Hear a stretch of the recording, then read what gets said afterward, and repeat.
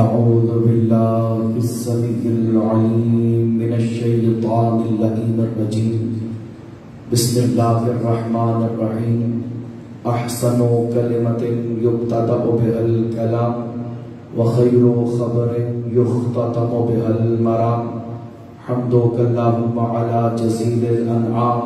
الصلاة والسلام والتحية والإكرام على سيدنا سيد العرب والعجم وسيد الأنام أعني بالقاسم محمد.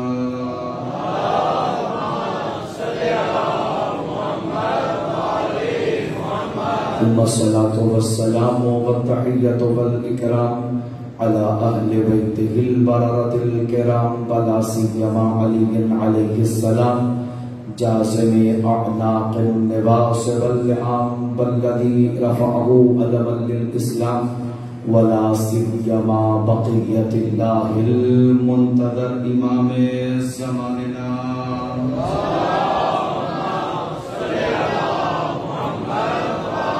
روحي وأرواح العالمين لتراب مقدمه الفداء. عجل الله تعالى فرجه الشريف وسهل الله تعالى مخرجه الشريف واللعنة الأبدية القائمة على أعدائهم ومقصري فضائلهم ومنكري مناقبهم وولايتهم أجمعين. أما بعد فقد قال الله سبحانه وتعالى بسم الله الرحمن الرحيم یوم ندعو کل اناس بامامہم. درود بھیجیے پر محمد و آل محمد کے ذات.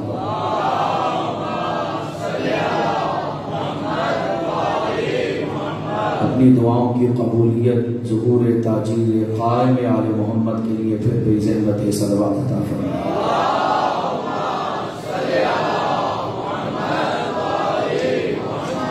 واجب الاحترام سامعین گرامی قدر عاشقان ولایت علی ابن ابی طالب تشریف فرما ہے.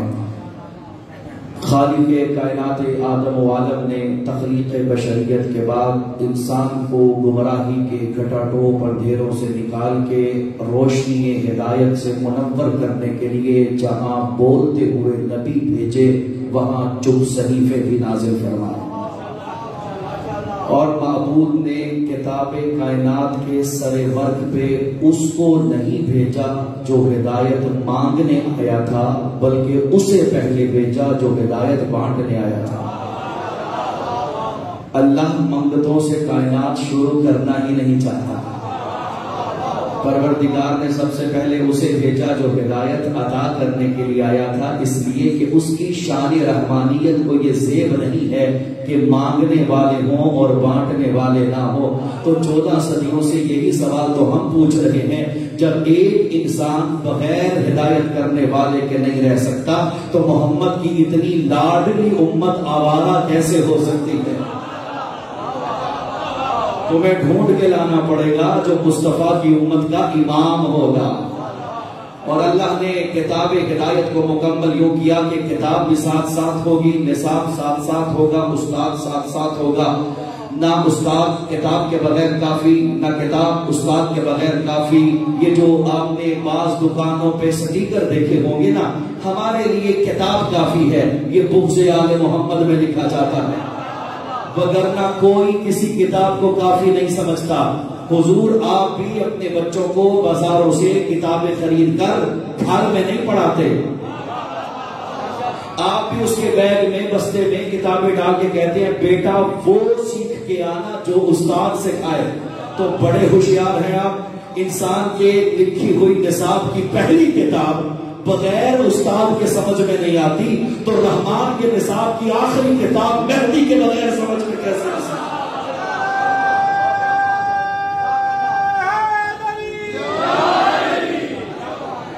لہٰذا اللہ نے کہا ہے استاد بھی ہوگا، نصاب بھی ہوگا. اب یہ جملہ سنتے جائیے گا. اللہ نے قانون بنایا، جو قد میں چھوٹا تھا اس کے بارے میں حکم دیا کہ تم جاؤ اور بڑے کا احترام کرو. اس لیے کہ باقی انبیاء چھوٹے تھے، ان کی کتابیں بڑی تھی۔ اللہ نے فرمایا موسیٰ طور پہ تجھے آنے پڑے گا، اس لیے کیونکہ تو چھوٹا ہے، تیری کتاب بڑی ہے، زبور کے لیے داؤد تجھے زحمت کرنی پڑے گی۔ فرمایا اے جناب عیسیٰ آپ کو یروشلم تشریف لانا پڑے گا، اگر انجیل چاہیے، اگر یہی قانون ہے تو اللہ نے فضائل شان محمد مصطفیٰ جب میرے سرکار کی باری آئی، پروردگار نے قانون تبدیل فرمایا، فرمایا محمد وہ استاد چھوٹے تھے، ان کا نصاب بڑا تھا، محمد تو بڑا ہے، تیری کتاب چھوٹی ہے، جدھر جدھر تو آئے گا ادھر ادھر قرآن آئے گا۔ محمد گھر میں ہوا قرآن گھر میں آئے گا، محمد در پہ ہوا قرآن در میں آئے گا، محمد بازار میں ہوا قرآن بازار میں آئے گا، رسول دربار میں ہوا قرآن دربار میں آئے گا، رسول تحت اللواء ہوا قرآن تحت اللواء آئے گا، رسول تحت الکساء ہوا قرآن تحت الکساء آئے گا، محمد عشیر میں ہوا قرآن عشیر میں آئے گا، محمد غدیر میں ہوا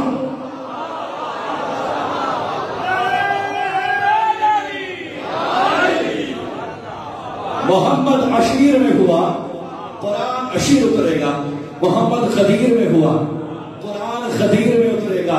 جائیے جا کے چیلنج کر رہا ہوں کسی مسلمانوں کی خستہ کتاب میں پوسیدہ سطر میں بھی مجھے دکھا دو اللہ نے کہا ہو محمد کھڑے ہو جاؤ سورہ الحمد آ رہی ہے، محمد گفتگو چھوڑو سورہ فاتحہ آ رہی ہے، نہیں دکھاؤ گے۔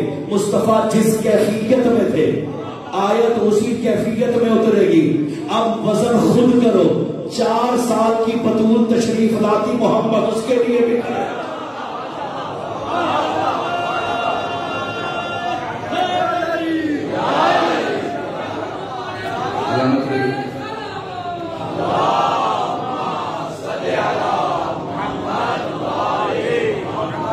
آواز آ رہی ہے یوما ندعو کل اناس بامامہم، ہم اس دن تمہیں امام کے ساتھ اٹھائیں گے۔ ہاتھ جوڑ کے بارگاہ عزتی میں ایک سوال ہے، پروردگار اکیلے ملاقات ہو سکتی ہے؟ تو قرآن کی آیت ہے، ہمارا موضوع سخن یہی طے پایا، اللہ کہہ رہا ہے امام کے ساتھ آؤ۔ پروردگار امام ہی کیوں ضروری ہے؟ فرمایا اس لیے اگلے فقرے میں فرمایا فمن اوتیا کتابہ بیمینہ فاولئک یقرؤون کتابہم ولا یظلمون فتیلا۔ اس مطلب کو سمجھنے کے لیے لاحقہ آیت کو پڑھنا پڑے گا۔ اللہ کہہ رہا ہے ہم تمہیں امام کے ساتھ بلائیں گے اس لیے کہ ہم نے تمہیں پروانہ نجات دینا ہے۔ جس کے ہاتھ میں رزلٹ دائیں ہاتھ میں ہوگا وہ اچھے امام والا ہے، اور وہی ہے جو قرآن پڑھ سکتا ہے۔ اگر یہاں پہ ٹھہر کے ایک جملہ سنیں، پروردگار امام کیوں چاہیے؟ فرمایا اس لیے کہ ہم نے رزلٹ دینا ہے، اور لاوارثوں کو رزلٹ دیا نہیں جاتا۔ ہماری مدرسے میں سنت ہے، ابو کو لے کر آؤ رزلٹ ملے گا۔ اللہ کہہ رہا ہے ہم نے تمہیں نامہ اعمال دینا ہے، تمہیں رزلٹ دینا ہے، امام لے کر آؤ۔ اچھا میرے بچوں کے لیے جملہ ہے، اللہ کہہ رہا ہے امام آئے گا تو رزلٹ ملے گا، اور اگر امام آیا تو رزلٹ دائیں ہاتھ میں ملے گا۔ پتہ چلا نجات کے رزلٹ کے لیے امامت ضروری مضمون ہے۔ اگر دائیں ہاتھ میں چاہتے ہو تو امام ساتھ لے کے آؤ۔ اچھا میرے جو بچے پڑھتے ہیں ان کو اور آسان سلیس انداز میں عرض کروں، آپ کے میٹرک میں 8 مضمون ہوتے ہیں، اگر کسی بچے کے انگلش میں 100/100 نمبر ہو، اس کے میتھس میں بھی 100/100 نمبر ہو، اور چلتے جائیے تمام 7 سبجیکٹ میں اس کے نمبر ٹھیک ہو، لیکن اردو میں وہ فیل ہو جائے، فرض کیجئے 3 نمبر ہوں، تو کیا کہتے ہیں بچہ پاس ہو جائے گا؟ جی میں دوبارہ اپنے جوانوں سے پوچھوں، پھر اس نے 100 نمبر نہیں لیا میتھس میں، میتھس میں 100 ہے، انگلش میں 100 ہے، کیمسٹری میں 100 ہے، فزکس میں 100 ہے، 100 نمبر والا بچہ ہے، ایک اردو میں 3 آ گئے تو آپ نے بچہ فیل کر دیا۔ پتا چلا یہ 3 باقی سب کبھی بیڑا غرق کر سکتے ہیں۔ بھئی پاس ہونا ہے تو سب میں پاس ہونا پڑے گا، باقی سب میں اگر نمبر ٹھیک ہے اس میں ٹھیک نہیں ہے تو آپ فیل ہیں۔ سامعین اللہ یہ کہہ رہا ہے اگر توحید میں نمبر ٹھیک ہے، رسالت میں نمبر 100 ہے، قیامت میں نمبر 100 ہے، اگر علی تمہارے رزلٹ میں نہیں ہے تو سب جہنم میں رہیں گے۔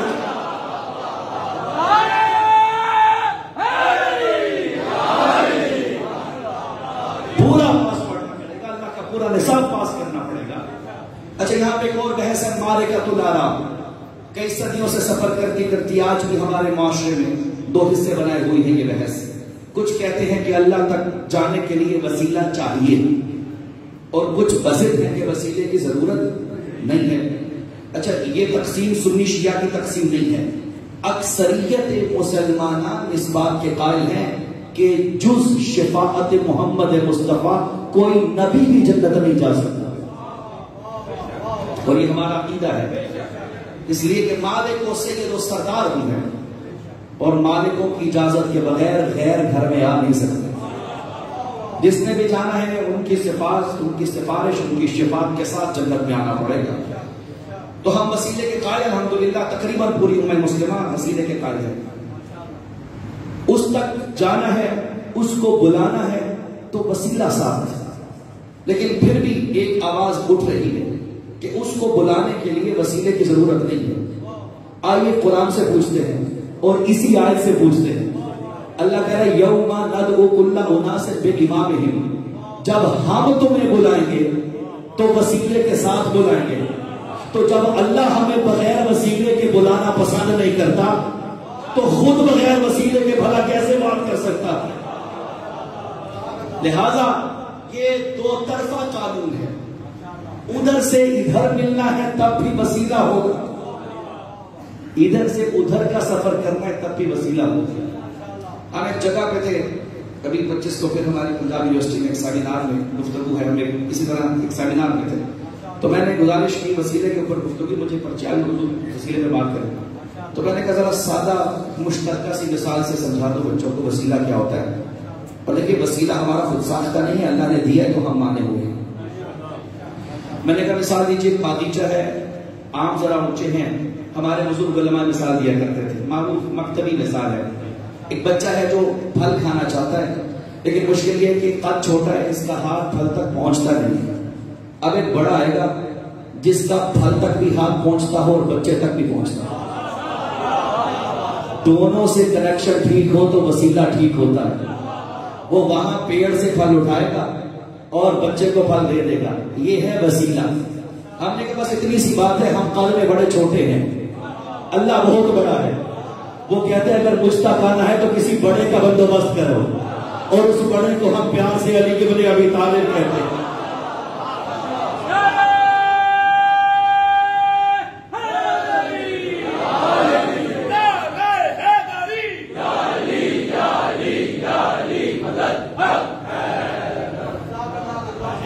ہم تو ہیں وسیلے والے, ہمیں تو بڑی اچھی لگی آپ کی گفتگو.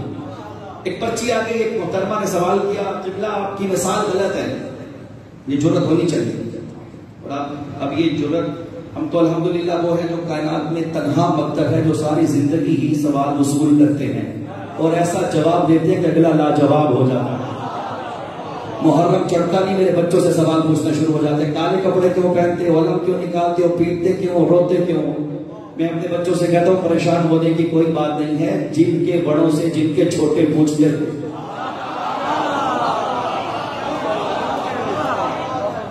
انہی کے بچوں سے ان کے بچے پوچھیں گے. اور الحمدللہ ہم وہ سوال ہی نہیں ہے جس کا گلا نہ گھونٹے, جس کو ہم جواب نہ دیں. اب ایک پرچی آ گئی, پرچی پہ سوال بہت ٹیکنیکل تھا, اس کے ساتھ سوال دلچسپ تھا. بچی نے سوال کیا کہ آپ نے مثال یہ دی ہے کہ ایک بچہ ہے جس کا قد چھوٹا ہے, وہ قد ننھا ہونے کی وجہ سے اس پھل تک رسائی حاصل نہیں کر پاتا, جبکہ اللہ کو کہہ رہے کہ نحن اقرب الیکم من حبل الورید, میں معبود تمہاری شہ رگ حیات سے بھی زیادہ قریب ہوں. کہ آپ کی مثال تو غلط ہو گئی, ہمارے سب کا قد اللہ تک پہنچ جاتا ہے. ہم نے کہا حضور آپ کا قد تو رسول تک بھی پہنچ جاتا ہے, جب بھی تو 14 صدیوں سے کہہ رہے ہیں وہ ہم جیسا ہے ہم اس جیسے ہیں. تو کہنے لگے تھی اللہ کہہ رہے ہیں میں سب جگہ پہ ہوں, لہذا وسیلے کی ضرورت ہی نہیں. اور یہ عقیدہ الحمدللہ ہمارا پختہ ہے. الذی یحول بین المرء و نفسہ, قرآن میں خدا کہہ رہا ہے میں وہ ہوں جو تو اور تیرے درمیان حائل. یہاں رکے جملہ ضرور تربیت ہے. قرآن کہہ رہا ہے جب تم 3 ہوتے ہو تو چوتھا میں ہوتا ہوں, جب تم 4 گفتگو کرتے ہو تو 5واں میں ہوتا ہوں. بس خلوت اللہ کے نام کرتے جاؤ, جلوتے وہ تمہارے سپرد کرتا جاؤ. اس کے ہونے کا احساس بیدار رہے، اس کے ہونے کا عقیدہ محفوظ رہے، تو انسان کی تربیت کے لیے تنہا یہ کافی ہے۔ اور ایک جملہ چلتے عرض کروں، حضرت امام خمینی رضوان اللہ علیہ سے کسی نے پوچھا حضور ایک جملے میں نصیحت کہیے، انہوں نے فرمایا شما در محضر خداست، یہ وصیت کافی ہے، نصیحت کافی ہے کہ ہر کام سے پہلے دیکھنا کہ تجھے کوئی دیکھ رہا۔ سوال ٹیکنیکل تھا جی، اللہ تو ہمارے قریب ہے، ہمیں کسی وسیلے کی ضرورت نہیں ہے۔ میں نے کہا بیٹا دیکھیں، پہلی بات تو ذہن میں رکھیے، اگر اللہ اتنا ہی قریب ہے تو ہر نماز میں یہ کیوں کہتے ہو کہ نماز پڑھتا ہوں قربتاً الی اللہ، اللہ کے قریب ہونے کے لیے؟ پتہ چلا کوئی فاصلہ ہے جس کو طے کیا جا رہا ہے۔ یہ خطابت کا جملہ ہی جواب نہیں، جواب کیا ہے؟ اگر آپ اہل دانش تھوڑا تفکر کریں، اللہ کہہ رہا ہے میں تمہارے قریب ہوں، مجھے پورے قرآن میں دکھائیے کہیں اللہ نے کہا ہو کہ تم بھی میرے قریب ہو۔ یہ اشتباہ ہمیشہ ہوا۔ اللہ نے قرآن میں مصطفیٰ سے کہلوایا کہ آپ کہو قل انما انا بشر مثلکم، محمد تم کہو کہ میں تم جیسا بشر ہوں۔ تو لوگوں نے کہا دیکھو رسول کہہ رہا ہے کہ میں تم جیسا، تو ہم نبی جیسے۔ اللہ نے قرآن میں آیت بھیج دی قالو، یہ مشرک کہتے ہیں کہ ہم نبی جیسے ہیں، یعنی نبی کہہ سکتا ہے کہ میں تم جیسا، ہم نہیں کہہ سکتے کہ ہم نبی جیسے۔ اللہ کہہ سکتا ہے کہ میں تمہارے قریب ہوں، ہم اس کے قریب نہیں۔ ابھی تک جواب نہیں دیا ہم نے، مثال ذہن میں رکھے، جواب آ رہا ہے۔ کیا مثال دی؟ کہ قد بڑا ہے، پھل کے برابر ہے، زحمت کریں گے تو ہاتھ سے پھل کو توڑا جا سکتا ہے۔ میں نے کہا یہ بات ٹھیک ہے، پھل انسان کے قریب ہے، لیکن اگر وہ انسان ہی اندھا ہو، تھوڑا تفکر کریں گے، وہ انسان ہی اندھا ہو، اسے کیا خبر پھل کی سمت میں ہے؟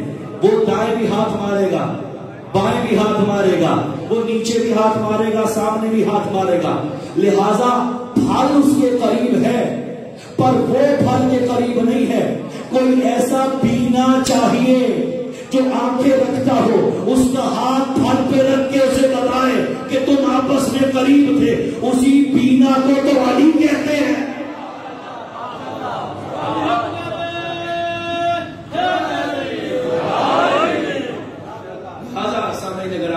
ہمیں اللہ کے قریب ہونا ہے، وہ ہمارے قریب ہے۔ بس آئیے اپنے دوبارہ موضوع کی طرف پڑھتے ہیں۔ یوم ندعو کل اناس بامامہم، ہم پکاریں گے تمہیں امام کے ساتھ۔ معبود کو یتا پتا، کوئی خاندان، کوئی گھر، کوئی شناخت، فرمایا سارا کچھ قرآن میں بتایا گیا ہے۔ وہ کون ہیں جو امام ہیں، وہ کہاں سے ہیں وہ امام ہیں، ہم نے یہ بھی بتایا ہے وہ کتنے ہیں جو امام۔ آپ کے مزاج ہمارے ساتھ چل رہے ہیں، تو ہم قرآن کی وہ سب آیتیں آج پڑھنا چاہ رہے ہیں جس میں کلمہ امام استعمال ہوا۔ اور الحمدللہ ہم نے کوشش کی ہے کہ علمی گفتگو کو آپ کی خدمت میں، میرا مکتب بڑا مضبوط ہے، میرا مکتب بڑا پختہ ہے الحمدللہ۔ ہم نے امامت مورخ سے نہیں لی، ہم نے امامت قرآن سے، رحمان سے لی ہے۔ معبود تو نے کہہ دیا امام لے کر آنا، اب تو ہی بتا وہ کون ہے۔ فرمایا قرآن کھولو، بسم اللہ الرحمن الرحیم، قرآن کہہ رہا ہے وَكُلَّ شَيْءٍ أَحْصَيْنَاهُ فِي إِمَامٍ مُبِينٍ۔ معبود کی اور نشانی کا پھر قرآن کھولو، وَجَعَلْنَاهُمْ أَئِمَّةً يَهْدُونَ بِأَمْرِنَا وَأَوْحَيْنَا إِلَيْهِمْ فِعْلَ الْخَيْرَاتِ وَإِقَامَ الصَّلَاةِ وَإِيتَاءَ الزَّكَاةِ وَكَانُوا لَنَا عَابِدِينَ۔ معبود کوئی اور نشانی کا پھر قرآن کھولو، قرآن کہہ رہے وَجَعَلْنَا مِنْهُمْ أَئِمَّةً يَهْدُونَ بِأَمْرِنَا لَمَّا صَبَرُوا۔ پروردگار کوئی اور نشانی کا پھر قرآن کھولو، بسم اللہ الرحمن الرحیم وَنُرِيدُ أَن نَّمُنَّ عَلَى الَّذِينَ اسْتُضْعِفُوا فِي الْأَرْضِ وَنَجْعَلَهُمْ أَئِمَّةً وَنَجْعَلَهُمُ الْوَارِثِينَ۔ معبود کوئی اور نشانی، فرمایا فَانْتَقَمْنَا مِنْهُمْ فَإِنَّهُمَا لَبِإِمَامٍ مُبِينٍ۔ معبود کوئی اور نشانی، فرمایا كُلَّ شَيْءٍ أَحْصَيْنَاهُ فِي إِمَامٍ مُبِينٍ۔ پروردگار کوئی اور نشانی، فرمایا وَجَعَلْنَاهُمْ أَئِمَّةً يَدْعُونَ إِلَى النَّارِ۔ پروردگار کوئی اور نشانی، فرمایا إِذِ ابْتَلَىٰ إِبْرَاهِيمَ رَبُّهُ بِكَلِمَاتٍ بنات فاتمهن قال انی جاعلک للناس اماما قال ومن ذریتی قال لا ینال عہد الظالمین. پروردگار کوئی اور نشانی فرمائی یوم ندعو کل اناس بامامہم. پروردگار کوئی اور نشانی پھر قرآن میں آیت بھیج دی انہما لبامام مبین. پروردگار کوئی اور نشانی فرمایا من قبلہ کتاب موسیٰ اماما ورحمتا. پروردگار کوئی اور نشانی فرمایا فقاتلوا ائمة الکفر فانہم لا ایمان لہم. میں آیتیں پڑھتا جا رہا ہوں اور میں نے قرآن میں ٹوٹل آیت امامت کو اکٹھا کیا. یہ جملہ جہاں جہاں تک میری آواز کی گونج جا رہی ہے پوری ذمہ داری کے ساتھ ڈنکے کی چوٹ پہ حرف اور زیر و زبر کی ذمہ داری کے ساتھ اللہ نے پورے قرآن میں نہ 11 مرتبہ نہ 13 مرتبہ لفظ امام صرف 12 مرتبہ استعمال.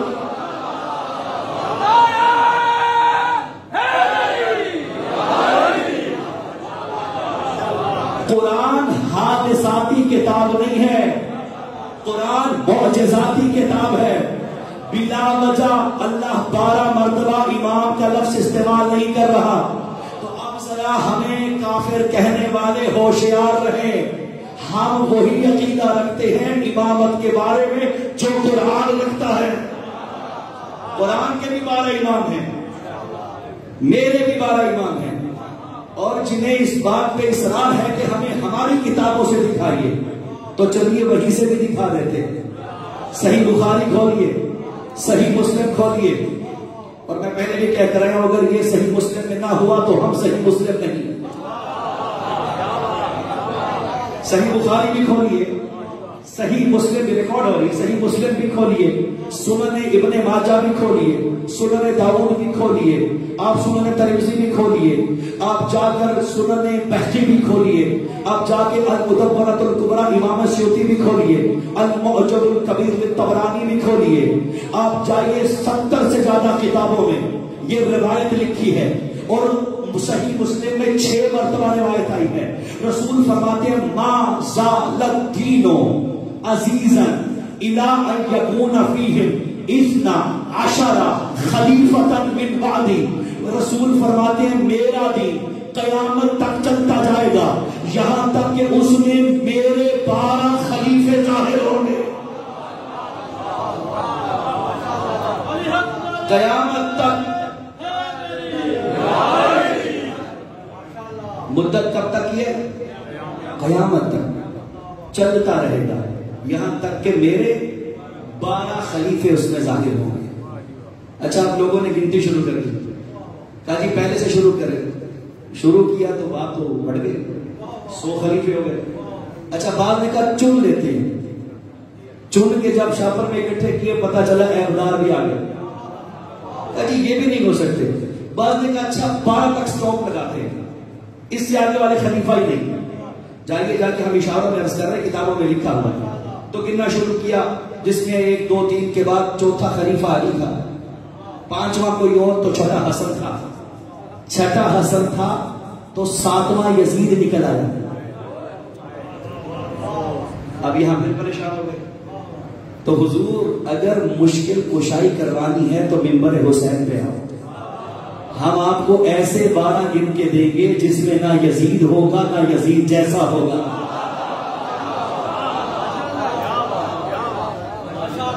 تنہا میرا مکتب ہے جو اس آیت کی تفسیر کر رہا ہے، اس روایت کی تفسیر کر رہا ہے. لہذا یہ آپ کا ذوق آپ کو سپرد، چاہے تو یزید والے مان لیجئے چاہے تو شبیر والے مان لیجئے. ہم در حسین پہ بیٹھے ہوئے ہیں اور اللہ کا شکر ہے کہ مصطفیٰ کے اشارے پر بیٹھے ہوئے ہیں. اور اگر 12 ہو بھی جاتے جس کے بعد آپ نے کراس کر دیا تو رسول نے کہا قیامت تک چلیں گے میرے 12. تنہا ہم ہیں جو 12ویں کو غائب مانتے ہیں. یہ چھوٹی بات نہیں ہے، یہ مکتب تشیع کی سنگین و بنیادی دلیلوں میں سے ہے. لہذا یہ مشترکہ اثاثہ ہے حدیث نبوت کا. 12 ہوں گے. تو اللہ کہہ رہا ہے ہم تمہیں تمہارے امام کے ساتھ بلائیں گے. اچھا امام ڈھونڈ کے لانا جس کے ساتھ آؤ تو چہرہ چھپانا نہ پڑے. مولا مردوں میں چلے گا، کوئی مرا ہوا امام لے آئے تو یہ کہنا اللہ کہہ رہا امام تو ہوگا. اب یا تو میرا کوئی زمانے کا امام ہوگا بھئی سیاسی پارٹی کا لیڈر نہیں کہ آپ خان صاحب کا نام لے لیں. کون چاہیے؟ امام. امام بھی وہ چاہیے جس کے ہونے سے آپ نجات میں آئیں گے. تو پروردگار مردہ چلے گا، کیونکہ زندہ میں تو ایسا ہے کوئی نہیں ہمارے پاس تو بہت ہے، لیکن مشترکہ بات کروں. پروردگار مردہ چلے گا، آوازیں نہیں، مردہ نہیں، مردوں میں ایمان لاؤ.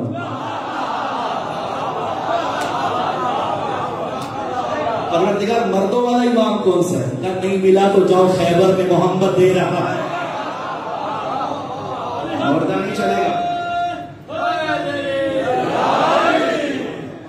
لے کے آنا، اچھا نتیجہ چاہتے ہو تو اچھا امام لانا، جیسے نتیجے کا ذوق ہو ویسا امام لے آنا. یعنی اگر چاہتے ہو کہ 40 سال جہنم میں نہ جلنا پڑے تو وہ امام لے کے آنا جو بچپنے سے محمد کا حفاظت کرنے والا. ہم تو کہتے ہیں علی سے بہتر کوئی امام نہیں ہے. حضور یہ تو ہم ہمیشہ بولتے ہیں کہ علی سے اچھا امام کوئی نہیں، لیکن یہ کب بولیں گے کہ علی کے اچھے شیعوں میں ہمارا شمار کب ہوگا؟ اللہ کہہ رہا ہے امام اچھا لے آئے تو اچھا کردار بھی ساتھ لے کے آنا پڑے گا. اچھا کرتے بچوں کی بات تو کہ تربیت میری ذمہ داری ہے، اور یہ ممبر کا سب سے اولین فریضہ ذمہ داری ہے ہماری. یہاں فریضہ ہے کہ آپ کی خدمت میں حاضر ہو جائیں اور کردار کی بات کریں. ہم سے اچھے امام تو اللہ کسی کو نصیب ہی نہیں کر سکتا، لیکن کیا اماموں کو اچھے شیعہ نصیب ہوئے ہیں کہ نہیں ہوئے؟ یہاں خاموشی بنتی ہے. اچھا کیا کہتے ہیں؟ امام امام امام امام کہنے سے میں امام ہی ہو جاؤں گا؟ اچھا چلیے اس کو مثال سے، میں بیمار ہو گیا، علیل ہو گیا، بستر عدالت پہ آ گیا، مجھے بہت شدید درد ہے، میں علاج چاہتا ہوں. میں نے برابر والے بھائی سے کہا مجھے تسبیح دو. کیا کرو گے بھائی؟ ہم نے تسبیح کے دانے پہ ڈاکٹر صاحب کی تسبیح کرنا شروع کر. بھائی کیا کر رہے ہو؟ میں نے کہا ڈاکٹر صاحب کا نام لے رہا ہوں، ہو سکتا ہے شفا ہو جائے. کہا نہیں صاحب، ڈاکٹر کہنے سے شفا نہیں ہے. اچھا ہم نے کہا قدم آگے چلتے ہیں، ڈاکٹر صاحب کے فضائل پڑھ لیں. ڈاکٹر صاحب بہت اچھے ہیں، کوالیفائڈ ہیں، پروفیسر ڈاکٹر ہیں، لندن سے ڈگری حاصل کی ہے. ڈاکٹر صاحب کا کلینک بہت عمدہ ہے، شاندار لگتے ہیں، سوٹڈ بوٹڈ ہے. شفا پھر بھی نہیں ملی. پتا چلا صرف نام لینے سے علاج نہیں ہوتا، فضائل پڑھنا بھی کافی نہیں ہوتا. کیا کرنا پڑے گا؟ ڈاکٹر صاحب کے ہاسپٹل میں آنا پڑے گا، نسخہ لکھوانا پڑے گا. یہ بھی کافی نہیں ہے، نسخہ لکھوا کے چومتے رہو، اس سے بھی کام نہیں چلے گا، بلکہ وہ کرنا پڑے گا جو نسخے میں لکھا ہوا ہے. تو حضور یہی تو ہے فلسفہ عزاداری. ہم سالانہ محرم میں فرش عزا اس لیے سجاتے ہیں کیونکہ حسین سالانہ چیک اپ کرنا چاہتے ہیں.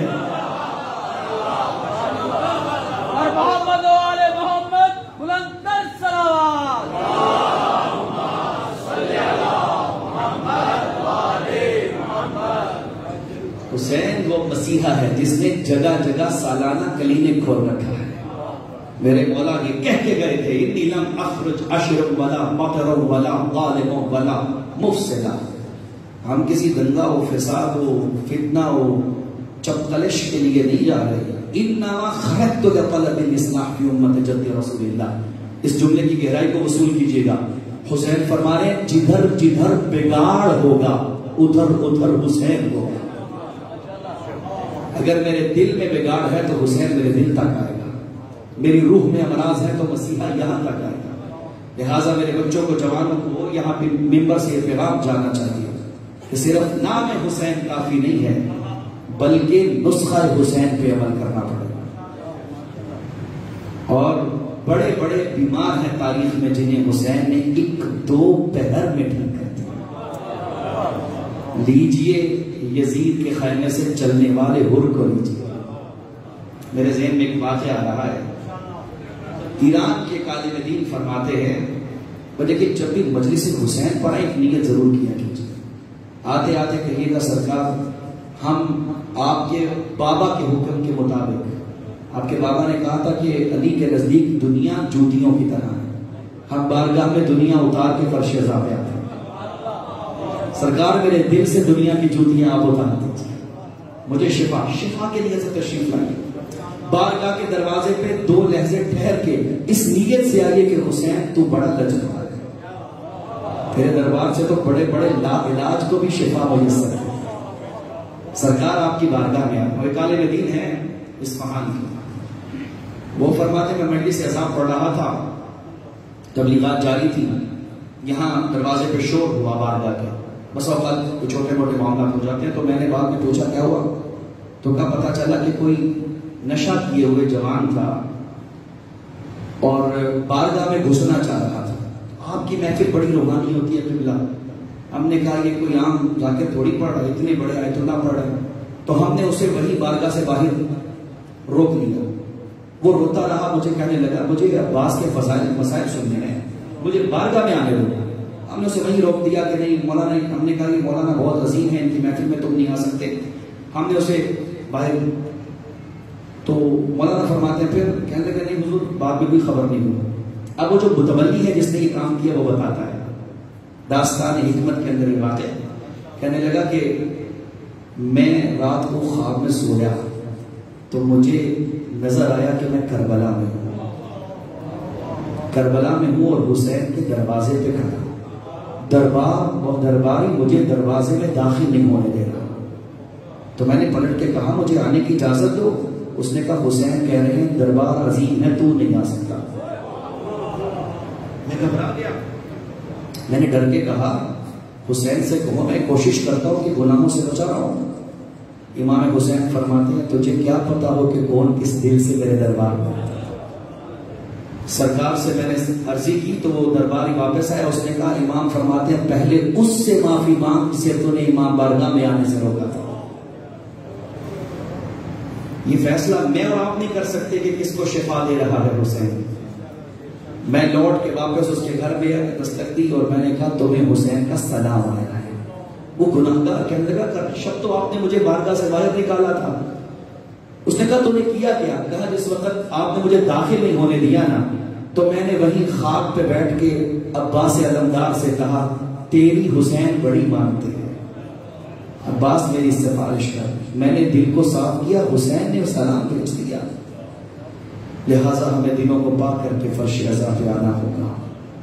عزاداران مظلوم کربلا، یہ فرش عزا گریا اس لیے کروایا جاتا ہے تاکہ اندر کی آلودگی ختم ہو سکے۔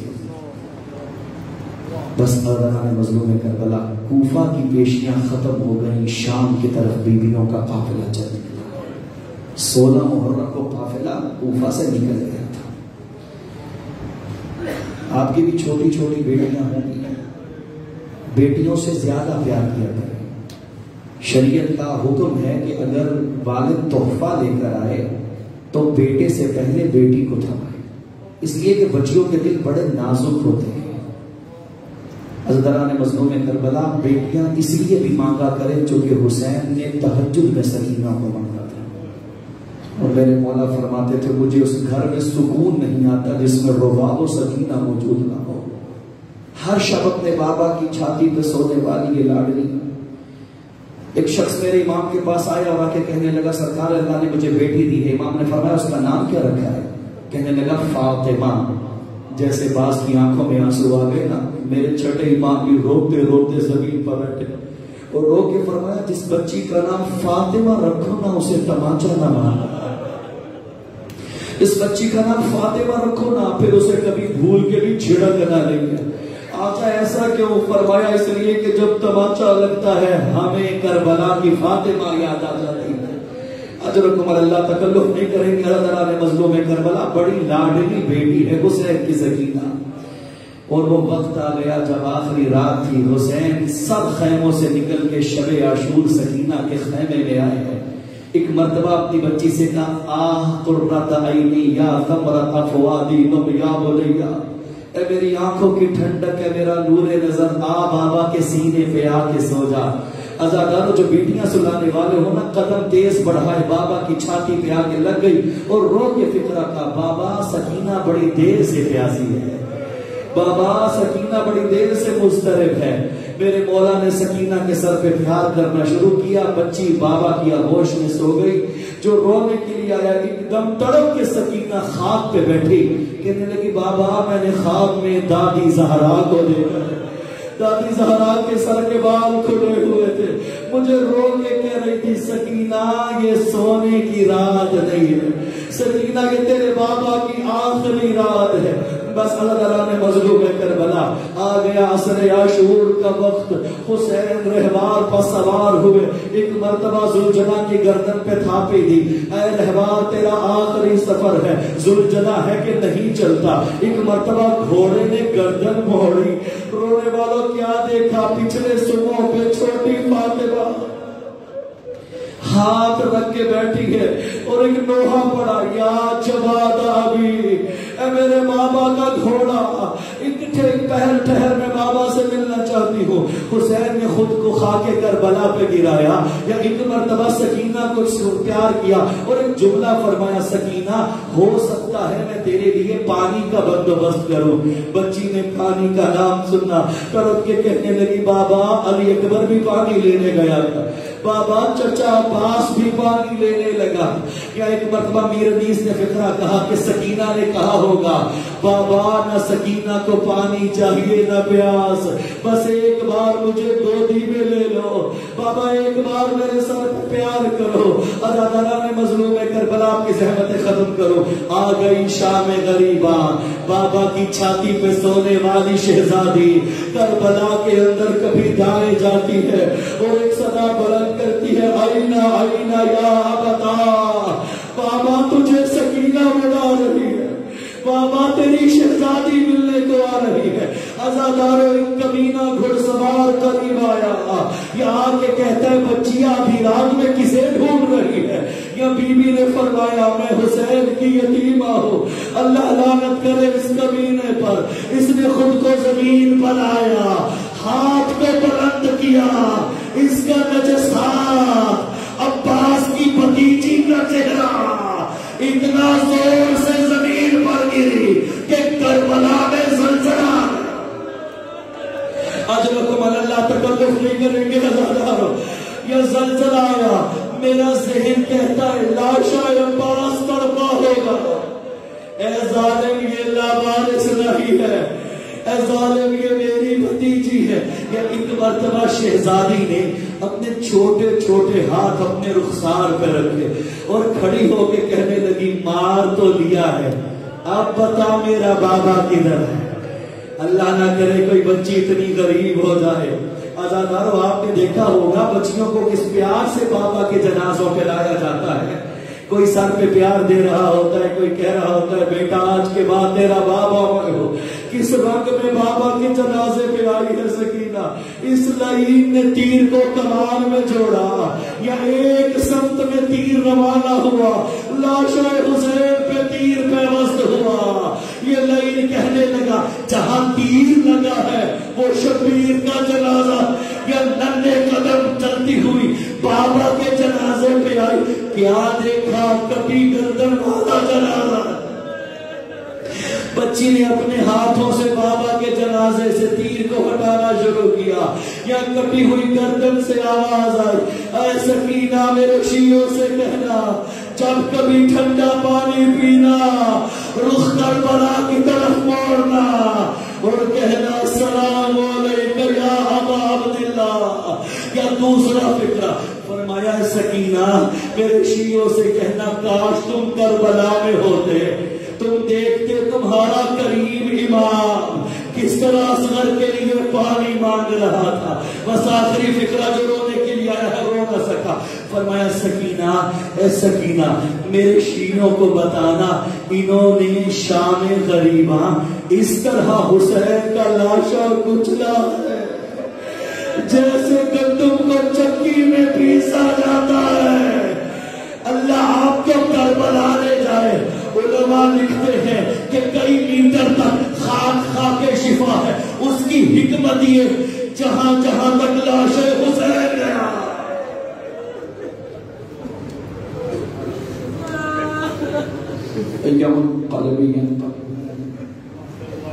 انا للہ و انا الیہ راجعون۔ بر الہ بہتی ہوئی آنکھوں کا واسطہ ہمارے گناہوں سے درگزر فرما۔ صدقہ محمد و آل محمد ہمیں صحیح معنوں میں اہل بیت کی پیروکاروں اور اہل تابع میں شمار فرما۔ آل محمد کی عظمت کا واسطہ الہی میں کہنے والوں میں کوئی علیل ہے، کوئی بے روزگار، کوئی پریشان ہے، جس کی جو حاجت اس کے دل میں مسترد ہے، بار الہ ہر کسی کی حاجت کو قبول فرما۔ صدقہ محمد و آل محمد یہ دنیا ظلم و جور سے پر ہو رہے ہیں، وارث خون حسین یوسف زہرا کے ظہور میں تعجیل فرما۔ دل حضرت والا کو اعمال اعمال سے راضی و خوشنود فرما۔ لشکر امام میں ہمارا شمار فرما۔ بار الہ بالخصوص بانیان مجلس کے مرحومین اور بطور خاص جو بھی یہاں حاضرین موجود ہیں، شہداء ملت جعفریہ تمام کے گناہ صغیرہ کبیرہ معاف فرما۔ اعلیٰ علیین میں جگہ عنایت فرما۔ بروز حشر شفاعت محمد و آل محمد سے بہرمند فرما۔ بار الہ تمام دعاؤں کو اپنی بارگاہ عظمت بنانے شرف قبولیت عطا فرما۔ ربنا تقبل منا انک انت السمیع العلیم، آمین یا رب العالمین۔